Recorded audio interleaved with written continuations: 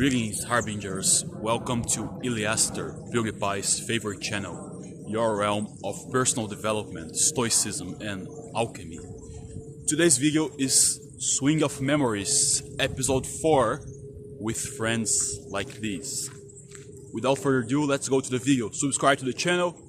Please give the thumbs up, help brother out, and activate the notifications, okay? So thank you so much.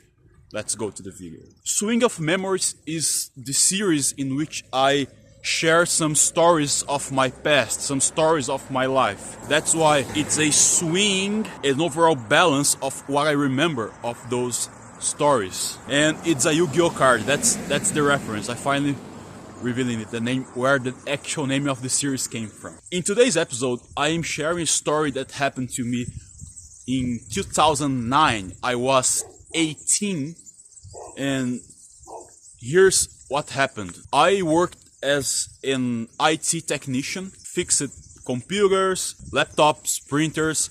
I went to clients to fix the internet, to troubleshoot any IT problems that they were facing. We had this particular client, one of our biggest clients back then. He was building several coffee LAN houses throughout the city. I was the one responsible to buying all the computers, the right configuration, set up his office, LAN network, make like everything, build the whole thing up. I worked closely with him because his operation was big and I had to be there all the time. We spent a lot of time in that single client.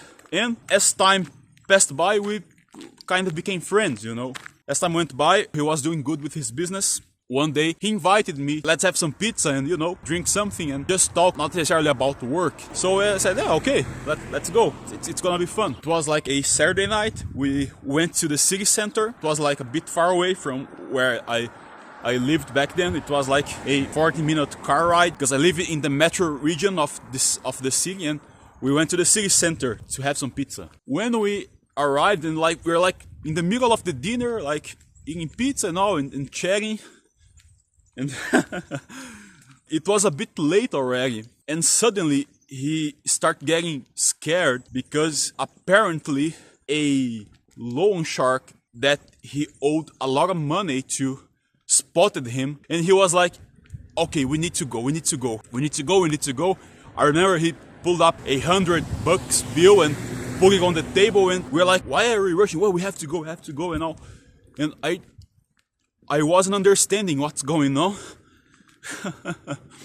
So we went back in the car. All of a sudden he asks me to go in the back seat, looking who was behind us. We're like going back home. We live like in the same neighborhood, but it was that 40-minute ride and it was nighttime. It was dark already. Believe it or not, out of nowhere, he simply hands me a weapon, a revolver. And I was like, dude, what the fuck? I was like panicking already because I didn't know what's that about. And then he finally told me that he owed money, a lot of money, to a loan shark. And we happened to see the guy, like he spotted the guy, whatever. I confess I didn't see anything in the restaurant. So I think the guy didn't want to make a scene in the restaurant and draw like the police attention or whatever. That's why like we just sniffed out of the restaurant and went to the car, and then he was like racing back to where we lived. There was someone behind us, but I couldn't actually identify because there was a lot of cars in the street, and he was like panicking, afraid. Anyway, he handed me the weapon, and at least I was fast because I took off my shirt and I got the gun so my fingerprints wouldn't like stay on it, because who knows, at that point anything bad happened, I was there, that would be on me as well, because by just being with him I could be considered a partner and I had nothing to do with that crap. I got the gun with my shirt, so no fingerprints, and I put it under the car's bench because the first thing I knew, we were so fast, if the police would stop us and the guy was behind us, the loan shark. So the thing is, when we arrived in the city, there was like a roundabout that entered to the city and going out of the main road. That very roundabout he took wasn't the right one. It was, how do you say it? He was driving like against the actual lane. And for our luck, and there's no irony here, because he took that wrong roundabout opposite to the actual lane, he drew the police attention. I remember the police like lit up the siren and stopped us, and we had to stop. He had to stop the car. The good thing is that once the police did that, the guy who was chasing us like disappeared, because of course he didn't want to draw the cops' attention to himself as well. So he stopped us, and like I said, I put the weapon under the car's bench because I didn't know if it was like a legal weapon registered. I didn't know anything, and my fingerprints wasn't in there as well. So the police stopped us and asked, "Why did you take the wrong?" Because it was against the lane. So it was like a traffic infraction that the guy had committed, and he was like, "Oh, I'm sorry, we didn't know." And he made like the drinking test. Luckily, he didn't drink that night.